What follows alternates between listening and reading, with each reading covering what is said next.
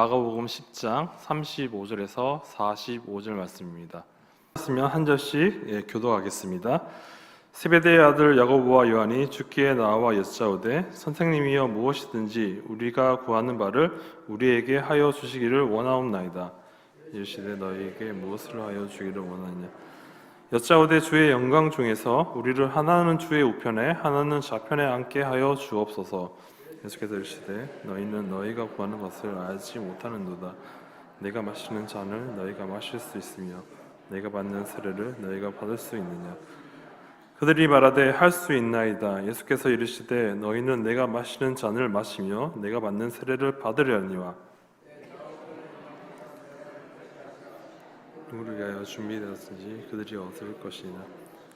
열 제자가 듣고 야고보와 요한에 대하여 하르내거늘 그러다가 이르시되 이방인의 치권자들이 그들의 임의로 주관하고 그 고관들이 그들에게 건세를 부리는 줄을 너희가 알거니와 너희 중에는 그렇지 않을지니 너희 중에 누구든지 크고자 하는 자는 너희를 섬기는 자가 되고 너희 중에 누구든지 으뜸이 되고자 하는 자는 모든 사람의 종이 되어야 하니라. 함께 읽겠습니다.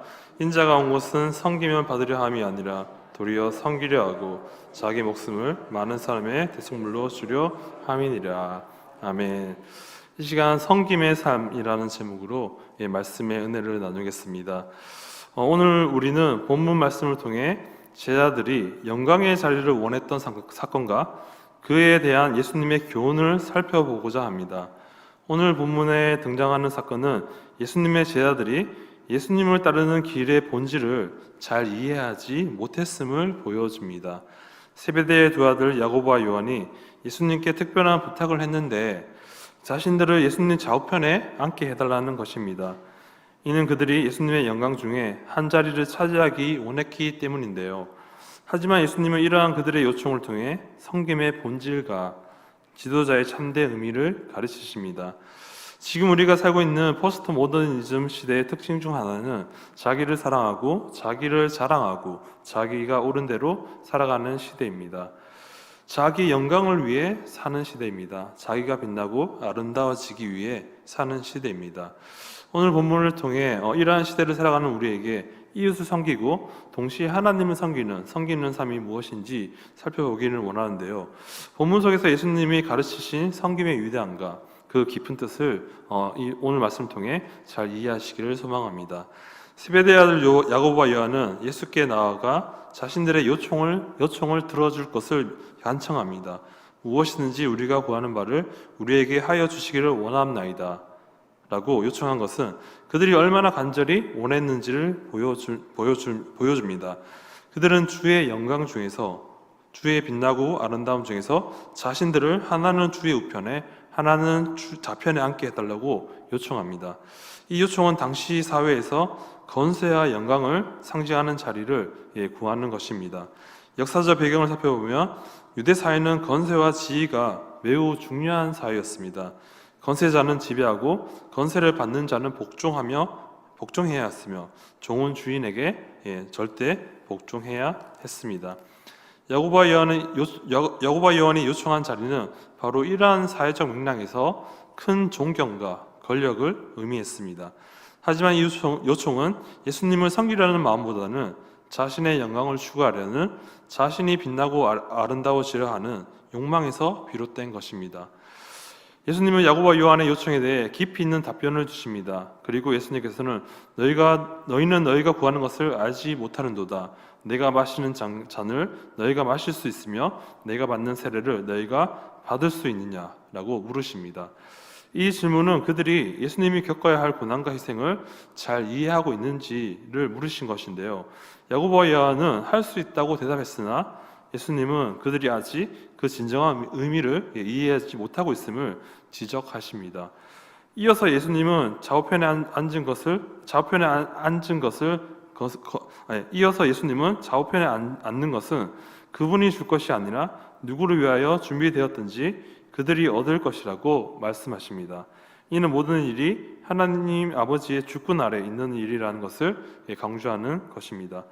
이 말로써 예수님께서는 제자들에게 진정한 영광과 섬김의 본질을 깨닫게 하려 하셨습니다.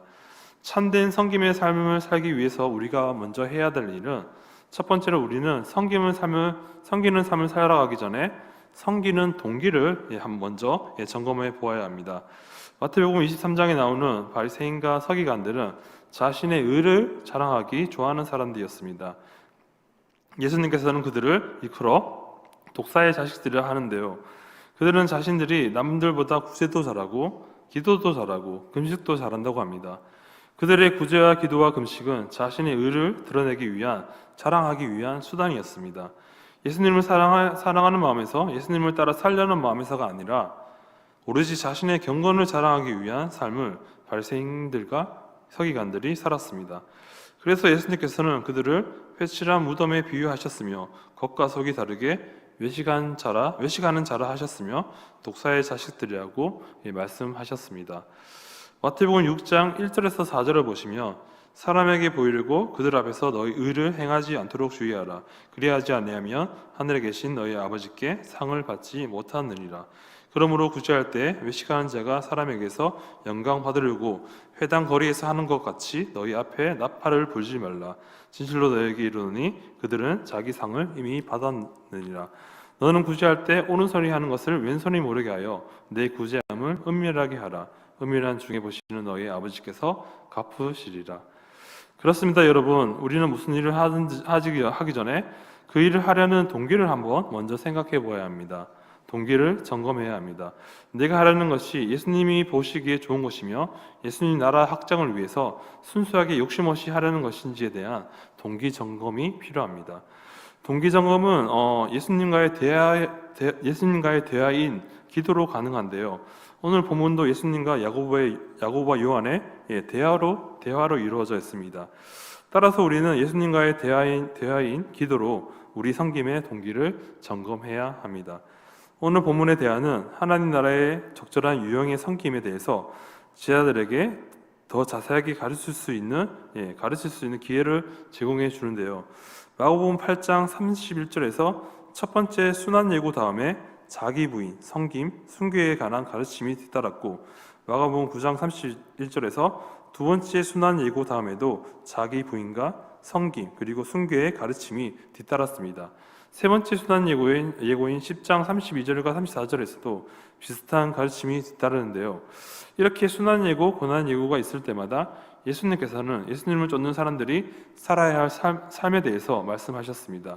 자기 부인과 섬김의 삶에 대해서 말씀하셨습니다. 예수님께서 원하시는 삶은 높은 자리를 차지하려고 경쟁하는 삶이 아니라 섬김의 삶, 희생의 삶, 봉사의 삶이라고 예수님께서는 말씀하셨습니다. 예수님을 쫓는 사람들은 고난을 기꺼이 겪고자 해야 한다고 말씀하셨습니다. 다시 말해 섬김의 삶을 살아야 한다고 말씀하셨습니다. 제자들은 예수님의 말씀을 이해하지는 못했지만 예수님의 왕국이 가까이 오고 있음을 제자들은 짐작하고 있었습니다. 그래서 제자들은 각자 자기의 손을 쓰려고 하고 있었습니다. 주님의 마음은 예루살렘에서 일어날 순환으로 인한 근심으로 가득 차신데 그의 제자들은 높은 자리를 원하고 있습니다. 우리는 이것을 통해 제자들이 예수님을 쫓는 동기가 잘못되었음을 우리는 알 수 있습니다. 사랑하는 여러분, 예수님이 원하시는 섬김의 삶을 살기 전에 먼저 동기를 한번 점검해 보시기 바랍니다. 예수님을 자기의 소원을 이루어주는 마술 램프처럼 생각하고 따르는지, 아니면 정말 예수님을 사랑해서 따르고 있는지 동기를 한번 점검해 보시기 바랍니다. 마태복음 25장을 보시면 양과 염소에 대한 재미난 이야기가 나오는데요, 하루는 예수님께서 전 세계에 있는 양들을 오른편에, 염소들을 왼편에 모아놓고선 먼저 왼쪽의 염소들에게 말했습니다. 염소들아, 너희는 가난한 자를 돌보지 않고 고아와 과부도 도무지 돌보지 않는구나. 그러자 염소들은 즉각 대답합니다. 주님, 저희들은 2020년 7월 1일 12시에 다 함께 모여 가난한 자와 고아와 과부들을 돌보았습니다. 그러자 예수님께서는 도무지 나는 생각이 안 난다고 말씀하십니다. 그리고서 이번에는 양들에게 예수님께서 말씀하십니다. 너희들은 2020년 7월 7일 다 함께 모여 가난한 자와 고아와 과부를 참 열심히 돌보았구나. 착하고 충성된 종들아. 그런데 양들은 주님, 저희들은 도무지 기억이 나지 않습니다 라고 말했습니다. 그렇습니다. 우리가 섬기는 삶에 있어서 자신의 의를 드러내기 위한 섬김의 삶이 아닌 주님이 기억하시는 섬김의 삶을 살아야 합니다. 그러기 위해선 기도와 말씀을 통해 우리가 예수님을 따르는 동기를 잘 점검해 보아야 합니다. 두 번째로 우리가 참된 섬김의 삶을 살아가기 위해서는 우리는 주님의 가치관을 쫓으며 살아야 합니다. 본문 37절에서 요한과 야고보는 여짜오되 주의 영광 중에서 우리를 하나는 주의 우편에 하나는 좌편에 앉게 하여 주옵소서라고 주님께 요구하는데요. 주님께서는 본문 42절과 43절에서 다음과 같이 말씀하십니다. 예수께서 불러다가 이르시되 이방인의 치권자들이 그들의 임의로 주관하고 그 고관들이 그들에게 권세를 부리는 줄을 너희가 알거니와 너희 중에는 그렇지 않을지니 너희 중에 누구든지 크고자 하는 자는 너희를 섬기는 자가 되고. 이 말씀은 주님의 가치관은, 주님의 세계관은 이방인들이 추구하는 세상의 가치관과 다르다는 것을 말해줍니다. 오늘날도 여전히 예수님의 제자들을 포함하여 많은 사람들이 세상의 가치관을 쫓으며 리더의 자리를 원하고 있습니다. 이러한 이유는 리더의 자리에 앉아 누릴 권력의 영광 때문입니다. 그런데 예수님께서는 참된 리더의 자리는 권력의 행사가 아닌 희생과 섬김을 통해 가능하다고 말씀하십니다. 인류 역사상 기독교 최악의 제약은 십자가 전쟁을 일으킨 것인데요. 힘으로 예루살렘을 탈환하고 그래서 세상을 구원할 수 있다고 생각한 것입니다. 그들은 예수님께서 오래전에 행하신 진정한 구원의 길은 무력의 길이 아닌 십자가의 죽음의 희생으로 가능하다는 사실을 망각한 것입니다. 가정과 교회, 세상의 변화는 우리 한 사람 한 사람이 예수님이 하신 것처럼 우리가 손해보고 우리가 희생하고 우리가 기득권을 포기할 때 이루어집니다. 섬김을 받으려 하지 않고 오히려 섬길 때 이루어집니다. 그런데 이것은 세상의 가치관과는 정반대입니다. 예수님께서는 제자들에게 너희가 생각하는 길은 정반대의 길이다. 으뜸이 되고자 하느냐? 그러면 모든 사람의 종이 되어라. 크고자 하느냐? 섬기는 자가 되라고 말씀하시고 있습니다. 이것은 세상의 가치관과 맞지 않습니다.